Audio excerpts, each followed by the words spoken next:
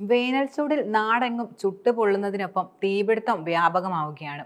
ഇതിനെ തുടർന്ന് നെട്ടോട്ടം ഓടുകയാണ് യഥാർത്ഥത്തിൽ ഫയർഫോഴ്സും. ആവശ്യമായ ഉദ്യോഗസ്ഥരില്ലാത്തതും വെള്ളത്തിന്റെ ലഭ്യതക്കുറവും വാഹനങ്ങൾ എത്തിച്ചേരാത്ത സ്ഥലങ്ങളിൽ തീ അണയ്ക്കുന്നതിനുള്ള ബുദ്ധിമുട്ടുമാണ് നിലനിൽക്കുന്ന പ്രധാന വെല്ലുവിളി. ആവശ്യത്തിന് ഡ്രൈവർമാരില്ലാത്തതിനാൽ ഒന്നോ രണ്ടോ കോളുകളൊക്കെ ഒരുമിച്ച് വന്നാൽ സ്ഥലത്തെത്താൻ കഴിയില്ല. 18 ഡ്രൈവർമാരുടെ കുറവാണിപ്പോൾ നിലനിൽക്കുന്നത്. രാവിലെ 8:45 കയറി പിറ്റേന്ന് 8:45 ഇറങ്ങുന്ന രീതിയിലാണ് ഒരാളുടെ ഷിഫ്റ്റ് ക്രമീകരിച്ചിരിക്കുന്നത്. പിറ്റേന്ന് അവധിയായിരിക്കും. ഇതിനിടെ ആരെങ്കിലും ലീവോ ഓഫോ എടുത്താൽ അടിമുടി താളം തെറ്റുമെന്നതാണ് നിലനിൽക്കുന്ന അവസ്ഥ. ചപ്പുചവറുകളിൽ നിന്ന് തീ പടരുകയും പുല്ലിന് തീ പിടിക്കുന്നതും പതിവായ ഒരു സംഭവമായി മാറിയിരിക്കുകയാണിപ്പോൾ. തരിശുപാടങ്ങൾ, പുരയിടങ്ങൾ, ഫാക്ടറികൾ, പൊതു ഇടങ്ങൾ, ഇലക്ട്രിക് പോസ്റ്റ് തുടങ്ങിയവയിലെല്ലാം തീപിടുത്തം വ്യാപകമായി ഉണ്ടാകുകയാണ്. അശ്രദ്ധയാണ് മിക്ക അപകടങ്ങൾക്കും പിന്നിലുള്ള പ്രധാന കാരണം. അലക്ഷ്യമായി മാലിന്യങ്ങൾ കത്തിക്കുന്നതും സിഗരറ്റ് കുറ്റികളും തീപ്പെട്ടിക്കൊള്ളികളും വലിച്ചെറിയുന്നതും തീ ആളിപ്പടരാൻ വലിയ തോതിൽ ഇടയാക്കുന്നുണ്ട്.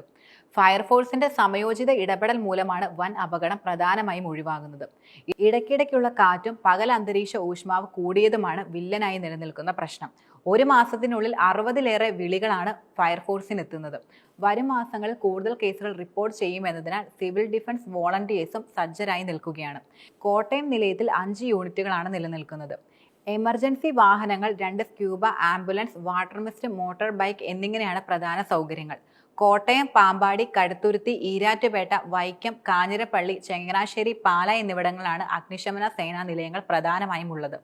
കറുകച്ചാൽ, കുമരകം, മുണ്ടക്കയം, ഏറ്റുമാനൂർ, എരുമേലി, ചിങ്ങവനം എന്നിവിടങ്ങളിൽ സേനാ കേന്ദ്രങ്ങൾ വേണമെന്ന ആവശ്യത്തിന് വർഷങ്ങളുടെ പഴക്കമാണ് നിലനിൽക്കുന്നത്. കുമരകം, എരുമേലി എന്നിവിടങ്ങളിൽ അനുമതി ലഭിച്ചിട്ടുണ്ടെങ്കിലും നടപടിക്രമങ്ങൾ യഥാർത്ഥത്തിൽ വൈകുകയാണ്. ഇതുവരെ സ്ഥലം കണ്ടെത്താൻ പോലും കഴിഞ്ഞിട്ടില്ല. കുമരകത്ത് കായൽ യാത്രയ്ക്കിടെ അപകടങ്ങൾ ഉണ്ടായാൽ രക്ഷാപ്രവർത്തനത്തിന് കോട്ടയത്ത് നിന്നും വേണം എത്താൻ. ഇത് രക്ഷാപ്രവർത്തനം വൈകുവാനും കാരണമാകുന്നുണ്ട്. വാഹനങ്ങളും സേനാ അംഗങ്ങളും പ്രതിരോധ നടപടികൾക്കായി വളരെയധികം സജ്ജമാണ്. ഉൾപ്രദേശങ്ങളിലും തരിശു നിലങ്ങളിലും തീപിടുത്തം ഉണ്ടാകുമെന്നാണ് നിലനിൽക്കുന്ന പ്രധാന വെല്ലുവിളി എന്നത്. ജനങ്ങൾ കരുതൽ സ്വീകരിച്ചാൽ തീപിടുത്തം ഒഴിവാക്കാനും കഴിയുമെന്നാണ് ഫയർഫോഴ്സ് ഉദ്യോഗസ്ഥർ പ്രധാനമായും മുന്നോട്ട് വയ്ക്കുന്ന നിർദ്ദേശം. പ്രധാനമായും ശ്രദ്ധിക്കേണ്ട കാര്യങ്ങൾ: പകൽ സമയത്ത് ചൂട് കൂടുതലായതിനാൽ ചെറിയൊരു തീപ്പൊരി മതിയാകും ചവറുകളും കരിയിലകളുമെല്ലാം ആളിക്കത്തുവാൻ.